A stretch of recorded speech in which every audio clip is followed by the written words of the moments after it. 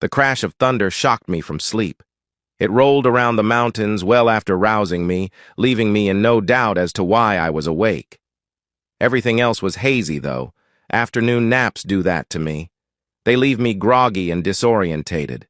Slowly, as the thunder rumbled, it all came back. I was in bed at the cabin.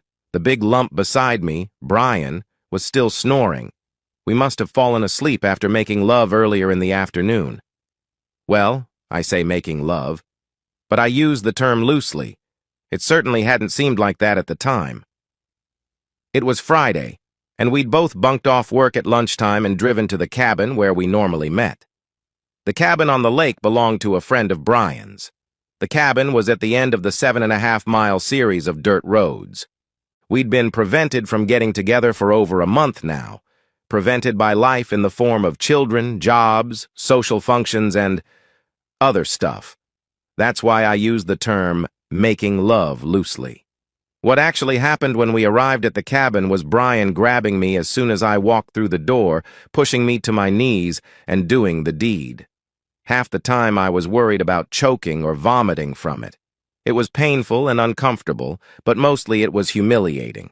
I would have blasted him, except there was a tiny part of me, the inner animal, that was proud of myself for unleashing the beast within him. After he finished, he wasn't capable of much at all, so I took over, shoving him to the bedroom, stripping us both, pushing him onto his back on the bed, and get him up for round 2. Then, stupidly, we both fell asleep. It was pitch black outside the cottage. Rain, heavy rain, began to lash the tin roof and windows, and I could hear the wind roaring, increasing in velocity, in the eucalypts around the lake.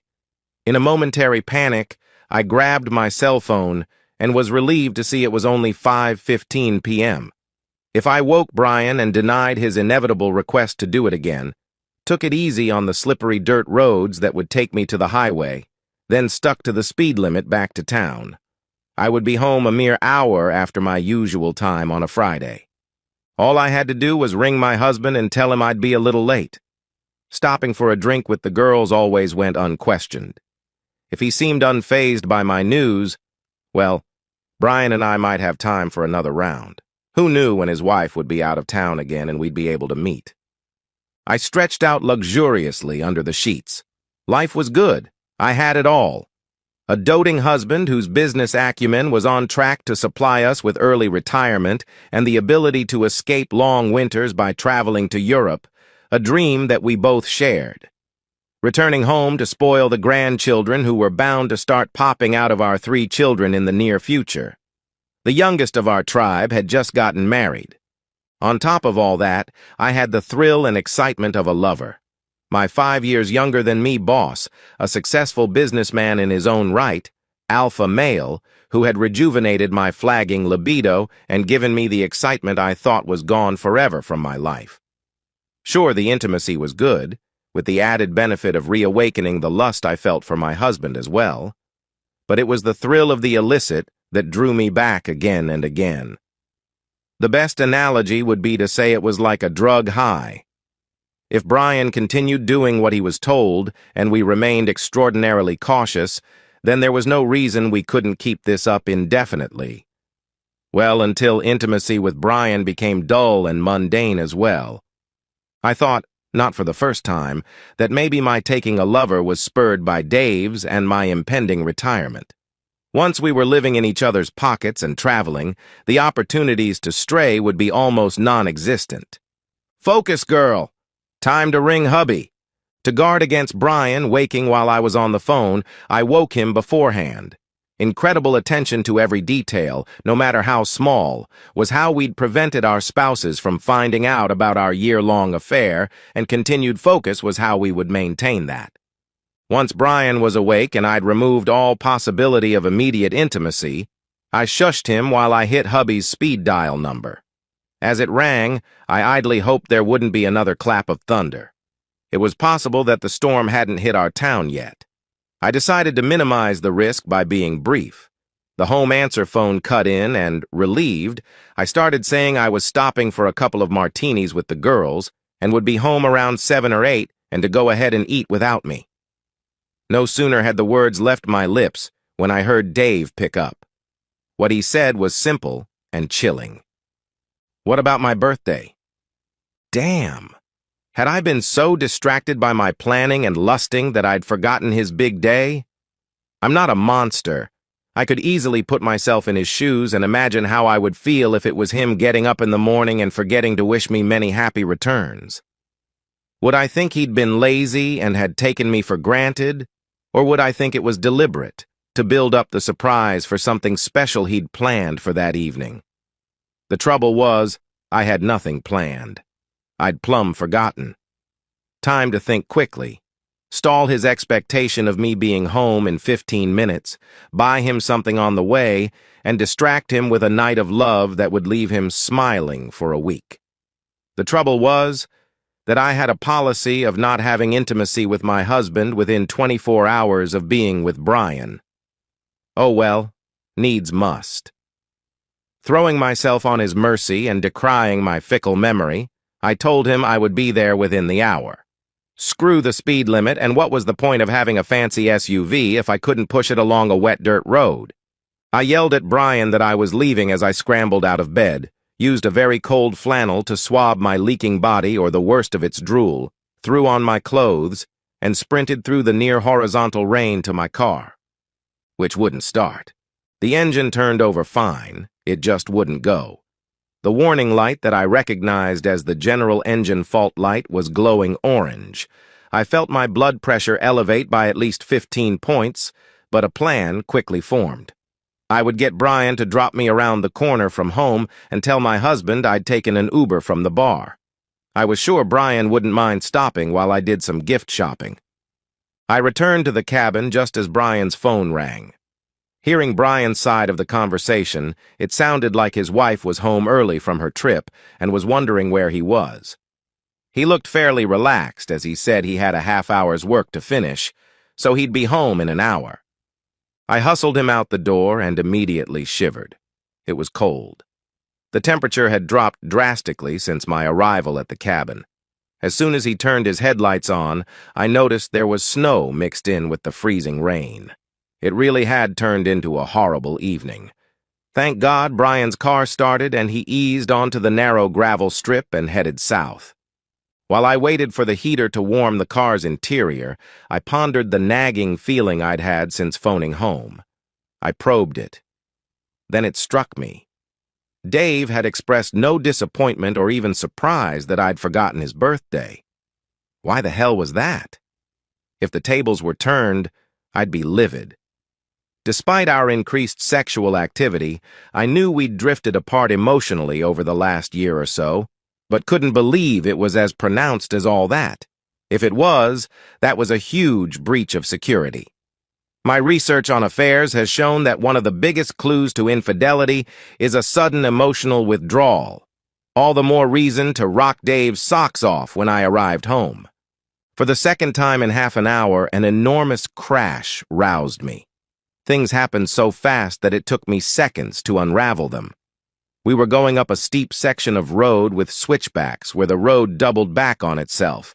The wind must have dislodged a dead branch which had smashed Brian's windscreen totally.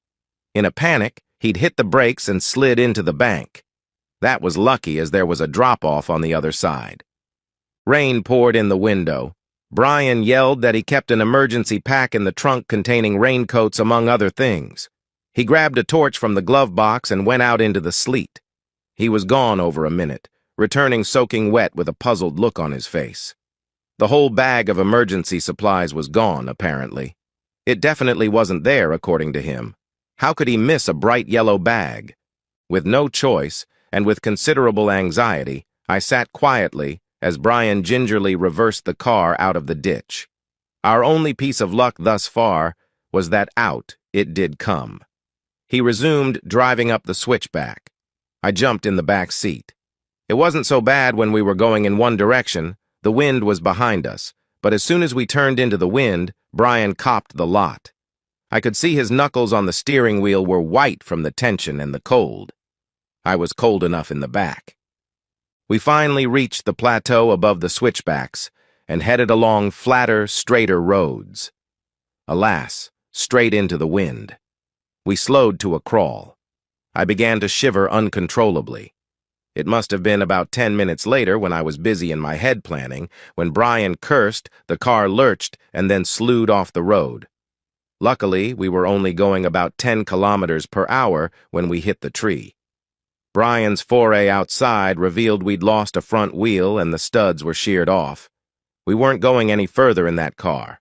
Not for the first time, my anxiety escalated, and I began worrying about my physical as well as my emotional safety. All I had on was my work uniform consisting of a straight-legged skirt, pantyhose, a thin blouse, and a jacket designed for looks rather than warmth. It would keep me from getting soaked to the skin for about 10 seconds in this weather.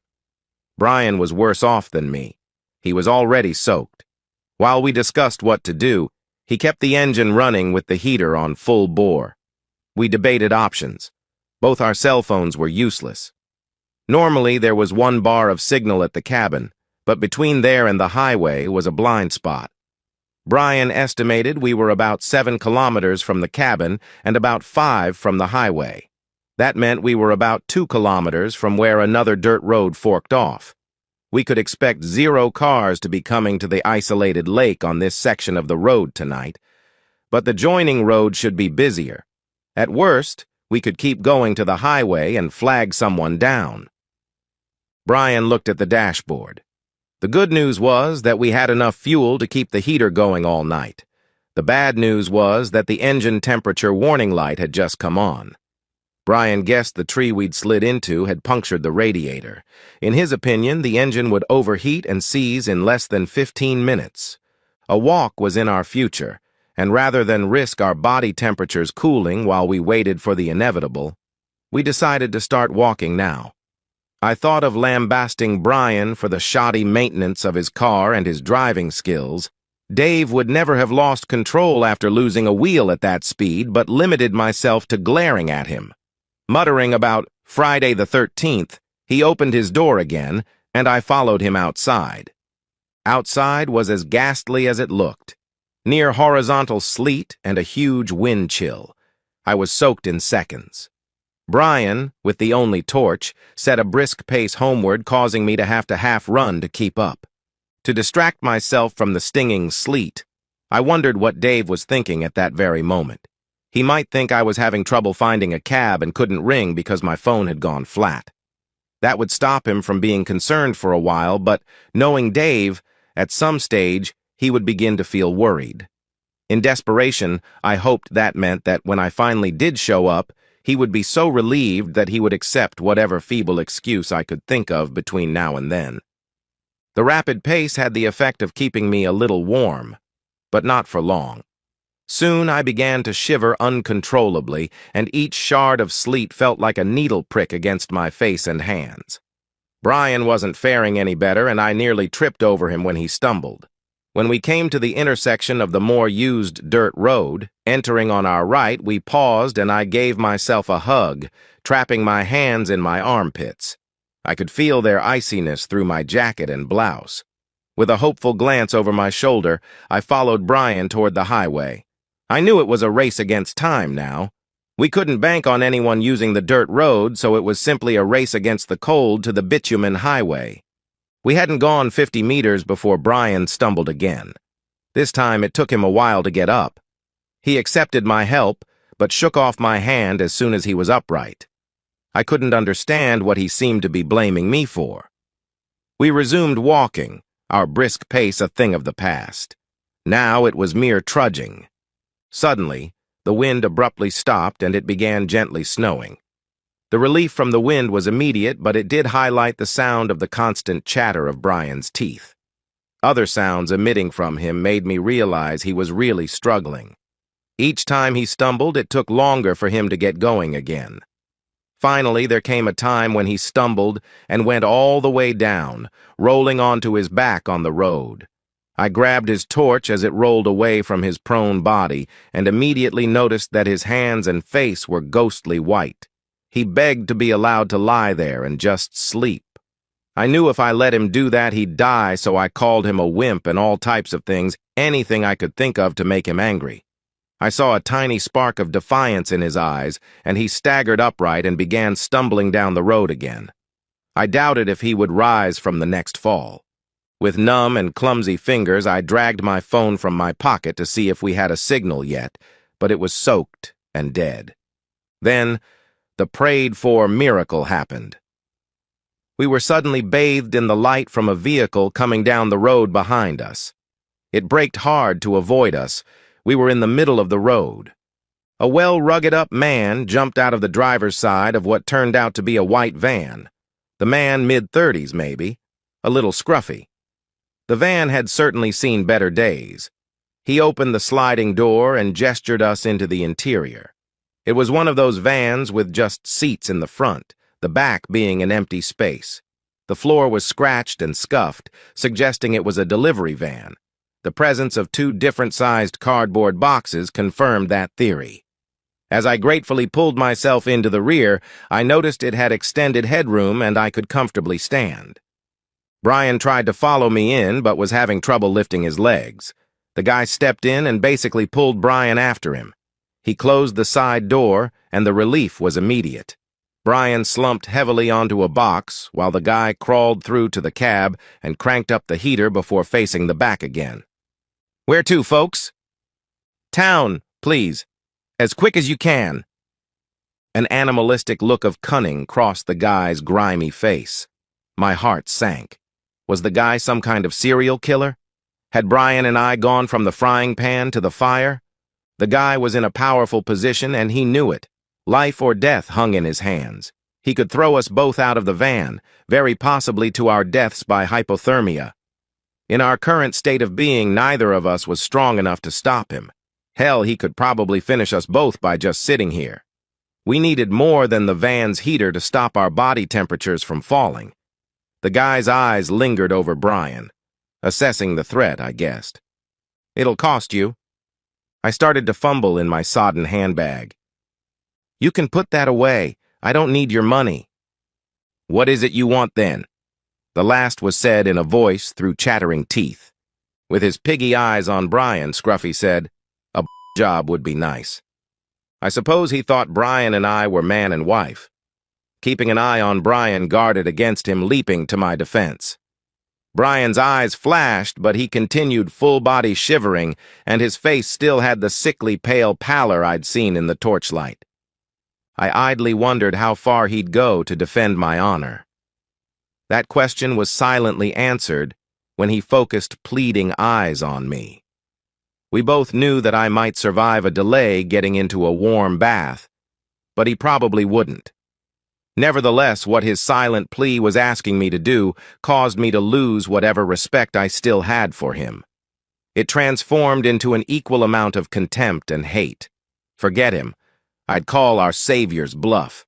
I turned to the slime ball. "You low-life piece of jerk! I'd rather die than have any part of you near me. Even if you force me, you'll have to murder us to stop my husband from hunting you down and killing you afterward." The slime ball turned a strange look toward me. It was part sneer, part amusement, with a tinge of disgust thrown in. "I wasn't talking to you," he replied. 5 simple words, and the game had totally changed. It took Brian many more seconds than me to realize what was happening, but when he did, incredibly, his face turned paler. Soon, the random movement of his shivering turned into distinct shakes of his head, which we all knew was the only defense he could mount if push came to shove. A sudden wave of hatred overcame me. This was all Brian's fault. If he hadn't crashed the stupid car, I would have arrived home, damp, 2 hours ago. I could have bluffed my way past my naive husband's probing, saying I'd decided to try to find him a birthday present on the way back from the bar. If I were to distract him in his favorite way as soon as I could and keep my apologies up half of the night, he would soon be at heel where he usually was.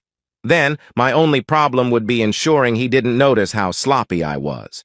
Perhaps it was time to sacrifice my back virginity for the cause. Now, I was going to arrive over 3 hours late, soaking wet, with no gift, and in no fit state to distract Dave. That meant having to answer some pretty embarrassing questions. And it was all Brian's fault. He'd been more than willing to sacrifice my virtue for his safety. Now the bastard could give his up. I stood, with difficulty, walked behind the slumped Brian, grabbed an arm in each hand, and held them behind his back. He turned his head and looked at me desperately, and with what anger he had the resources for. Our so-called rescuer smiled and came toward us, unzipping his fly as he approached. Brian thrashed his head feebly from side to side, but all to no avail. With practiced ease, the guy grabbed the back of Brian's head with one hand while forcing his mouth open with the other. "No biting," he admonished with a sick smile. I didn't particularly want to watch, but I could hear Brian choking and hunting for breath. I wondered if he saw the similarity and irony of his situation. He'd practically done the same in comparable circumstances just hours before. Painful, uncomfortable, and humiliating. I knew exactly what Brian was going through, and despite the dire circumstances, I smiled. Mercifully for Brian, our slimy savior must have been even more desperate than Brian had been. All too quickly he groaned as he finished, then held a box for him to throw up into with defeated, feeble heaves. I lost interest and went and sat in the front passenger seat where it was warmer. He zipped up, joined me in the front, and with a huge smile, pulled the van onto the road and drove toward town. Even though Brian lived closer, I asked Mr. Slimy to drop me off first, then gave him Brian's address. Between them, they could get Brian inside to his wife to answer some, I suspect, difficult questions. "Where have you been? Why are you so late? What's that on your chin?" Despite the heater in the old van, I could feel my strength waning, so was a very relieved woman when we pulled into my driveway. I nodded at our perverted rescuer, who simply muttered, "Happy Friday the 13th. With a last contemptuous glare at Brian, I fled toward the safety of my front porch. I had no idea what I was going to say to Dave, but that could wait. My hands were so numb I had difficulty getting the key from my handbag, so I leaned on the doorbell. Nothing happened. I wanted to cry, but couldn't. That would only spark more questions from Dave. Gritting my teeth, I went back to trying to grasp the keys. When I finally managed to find and drag them from my bag, I dropped them twice before succeeding in my goal. Once inside, I yelled for Dave to help me, but all the lights were out. He must have gone to try and find me. I staggered to the bathroom and with great difficulty put the plug in the bath and ran mainly hot water.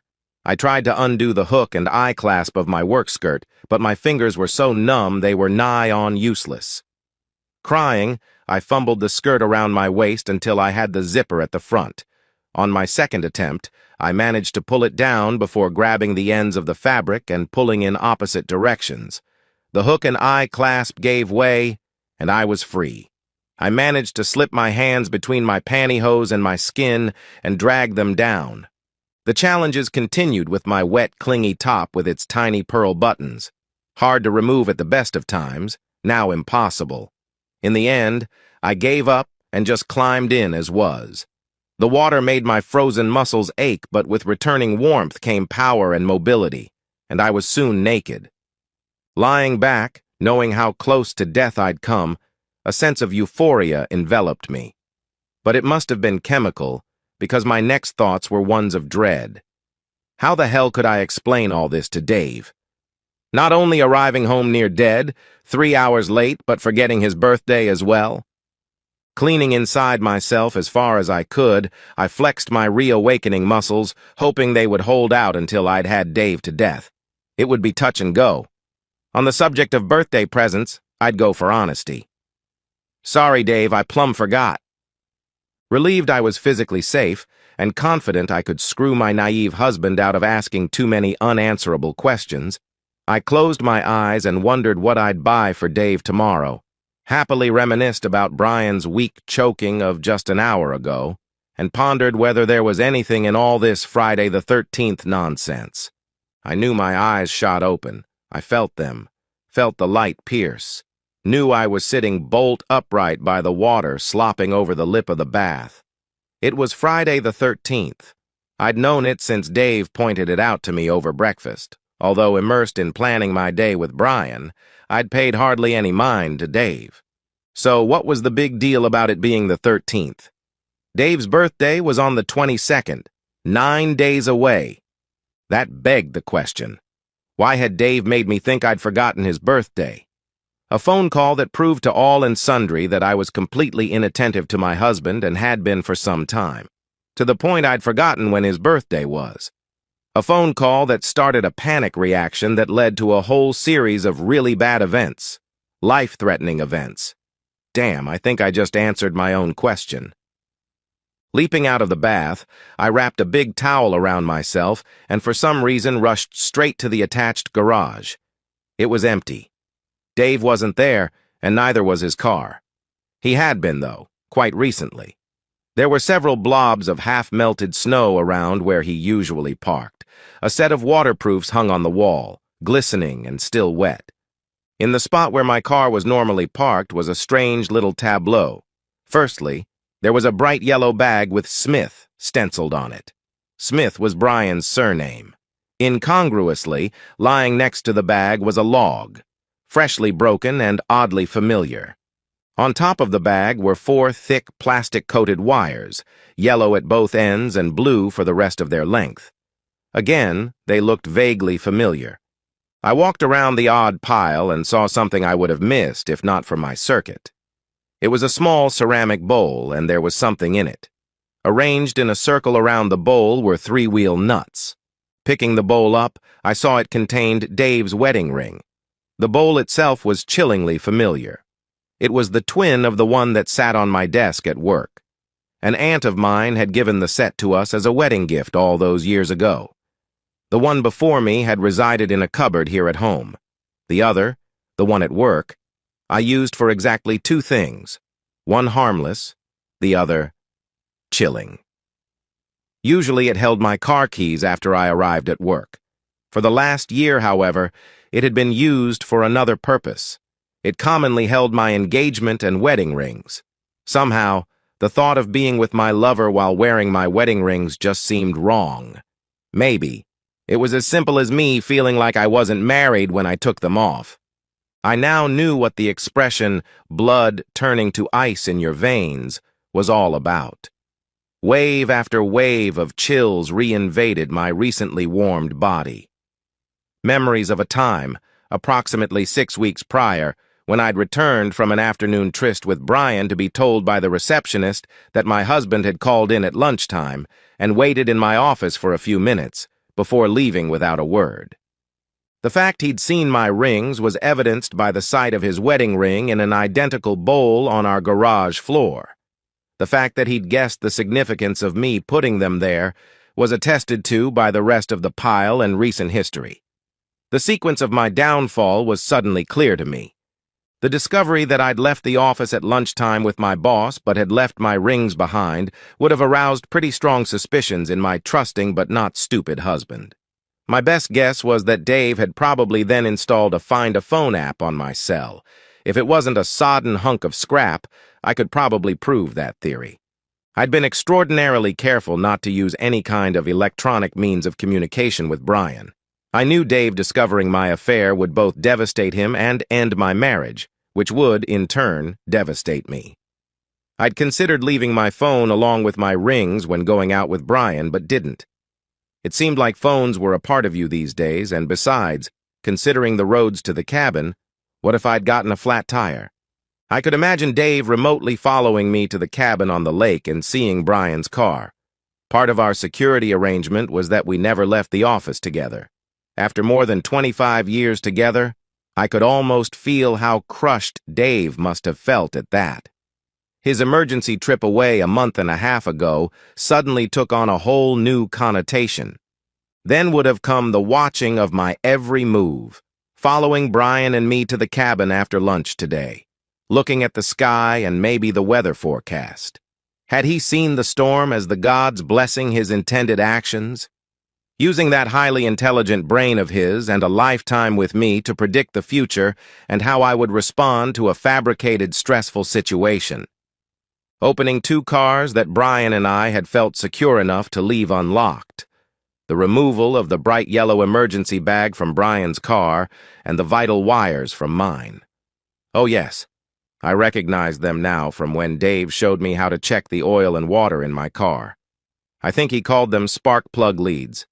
Removing the wheel nuts from one of Brian's wheels, maybe loosening the remaining ones, then waiting for the inevitable phone call from me, coming up with a vaguely plausible reason to put me into a panic. The idea that I'd forgotten his birthday. Driving ahead of us on our panicked return journey and stopping above one of the switchback corners, throwing the heavy log from above to smash through the windscreen of the crawling car, having a spare in case the first one failed. We could have been killed. Had he thought of that? Had he wanted that? Then what? Coming home to move out? Or was he already packed before he followed me? For as sure as I was that the sun would rise on the morrow, I knew he was gone and we were finished. I would need to find someone else to travel Europe with.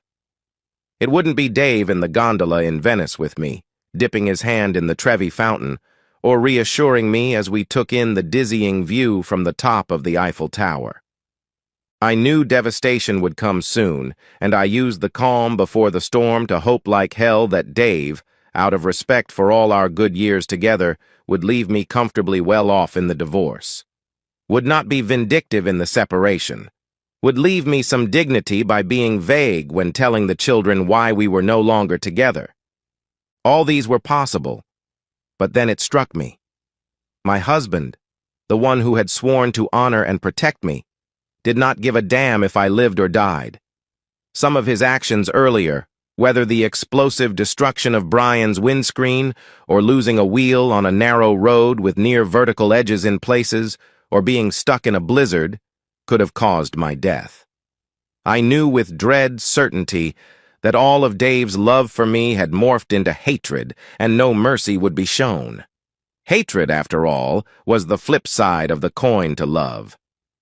I sank to my knees on the cold garage floor and wept the first of a bathload of tears for a life and love lost. The following morning, when a semblance of rational thought had returned, it occurred to me that Dave, for all his cleverness, had left himself open to prosecution for tampering with both Brian's and my vehicles. He could even be done for attempted murder. I raced to the garage only to find the evidence had disappeared. Everything. The log, the emergency bag, the wheel nuts. Everything. When I checked the kitchen cupboard, the bowl was back to where it had always resided. I had no proof. Nothing. By Saturday night, all three of my children had rung to tell me exactly what they thought of me. It turned out Dave had some footage of Brian and me taken through a crack in the cabin curtains, as well as the circumstantial evidence of seeing my rings in the bowl on my desk at work. More than enough to hang me with our kids. All attempts to communicate with Dave failed. This number is no longer available. This email was undeliverable. I just wanted him to leave me some of my life. The HR manager at work met me in reception on Monday morning, telling me that Brian had had some sort of mental breakdown and was insisting I be suspended. It turned out his wife knew all about us and had ambushed him on Saturday. She'd heard the doorbell on Friday night and opened the door to find Brian unconscious on the step.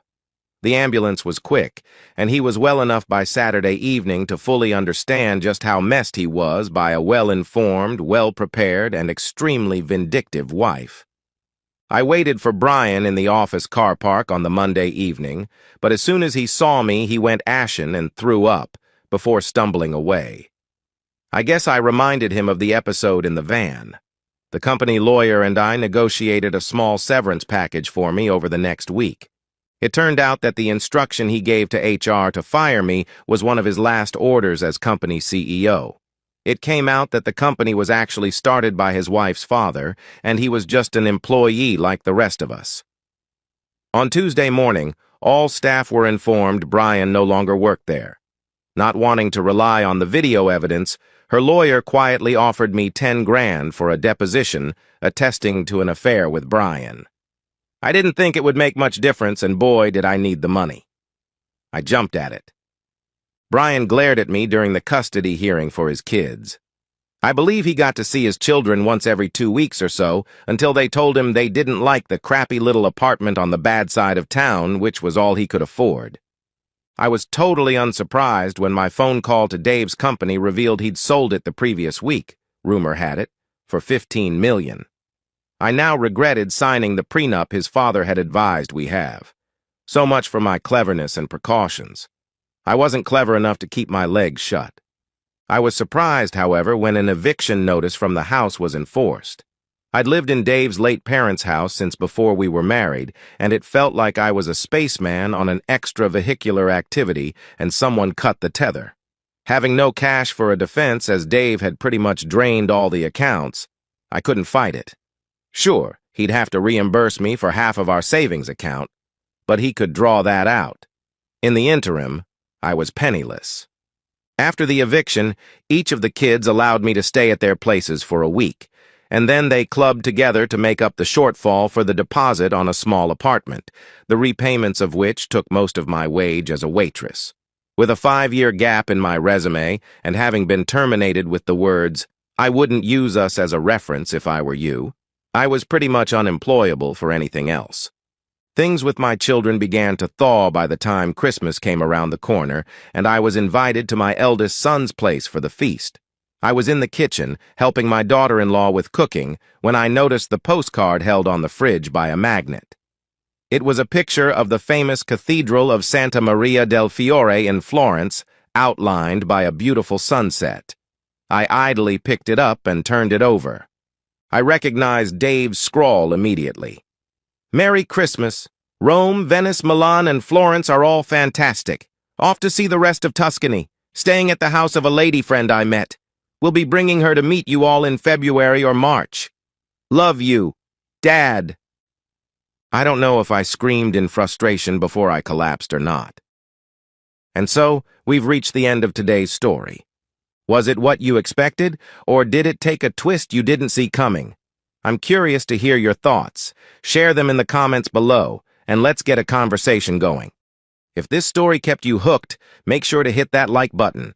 And if you're new here or just haven't subscribed yet, now's the perfect time to join our community. I bring you fresh, captivating stories every day, so click that subscribe button and turn on notifications so you never miss out. Thanks for watching, and I'll see you in the next one.